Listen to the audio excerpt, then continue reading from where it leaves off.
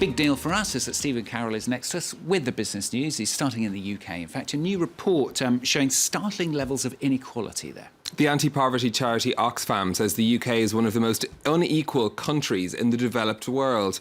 It says the richest 1% of people in Britain have more than 20 times the wealth of the poorest 20% of the population.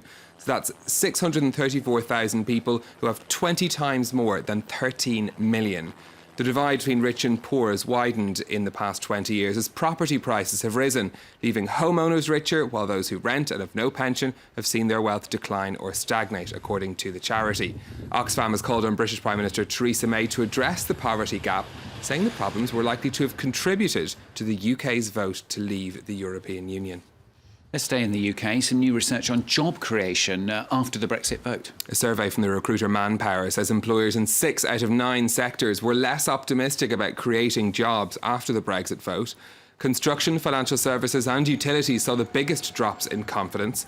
The survey was conducted in the 3 weeks after the referendum and asked employers about their hiring intentions in the last 3 months of the year.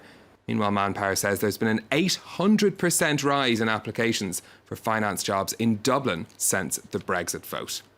Now, markets got a bounce on Monday after some hints, anyway, from the Federal Reserve about interest rates, didn't they? This coming from Lael Brainard, who's a member of the Open Market Committee that helps to decide on Fed policy. She's called for caution in interest rate policy, given low inflation and the risks to the American economy from overseas. Now, her comments have dampened expectations that the Federal Reserve would increase rates when it meets next week. The markets saw a sharp turnaround after Ms Brainard's comments in trading on Monday. Well, let's have a look at how things are trading on the markets today. European shares opening up as well. That optimism still around in markets today. You can see gains across London, Paris and Frankfurt there. One company I've picked out for you is the home delivery service Ocado, listed in London. Their shares are down 5% though, after warning about their future earnings. In Asia today, we've also seen a rise in most share indices as well. The Nikkei in Tokyo, the Hang Seng in Hong Kong and the Kospi in Seoul all up, just some falls on the Shanghai Composite. Now, next, Stephen's looking at the rise of low-cost airlines, but this is low-cost airlines operating long-haul routes. We're used to the likes of Ryanair or Southwest providing no-frills services for flights that last only a couple of hours, but increasingly travellers are looking for better value on longer flights too. But sometimes those cheap fares can easily rise once you add a few essentials. Diptyka Laurent has the story.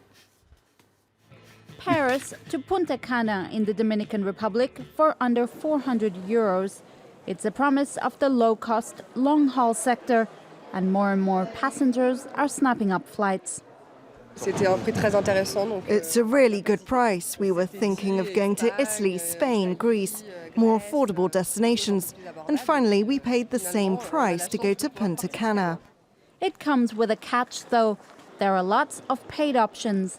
Checking in your first suitcase costs €35. A second bag will set you back €75. In flight, gone are the days of bottomless beverages and meals. Here, a meal including a sandwich costs around €24. Passengers can pre-reserve a meal for €10 or fork out €30 for the luxury version. Wi-Fi on board, selected seating and even a blanket come at a premium. As a result, the passenger could pay at least €100 in add-ons. Paid extras that account for 15% of the carrier's profits, 3 times more than in a traditional airline. It's a strategy based on more productivity. There are 80 more seats on board, and the flight staff and pilots clock in 850 hours per year, about 10% more than in a traditional flight. It's still very doable. I have worked previously for airlines in the Gulf, and there, the work rhythm was even more intense.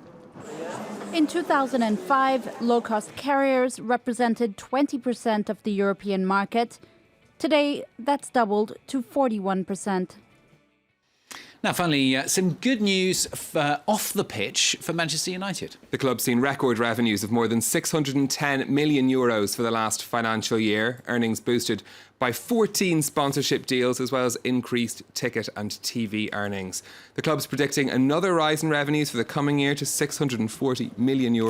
They're the first ever British football club to record revenues of over £500 million, or around €610 million for a financial year.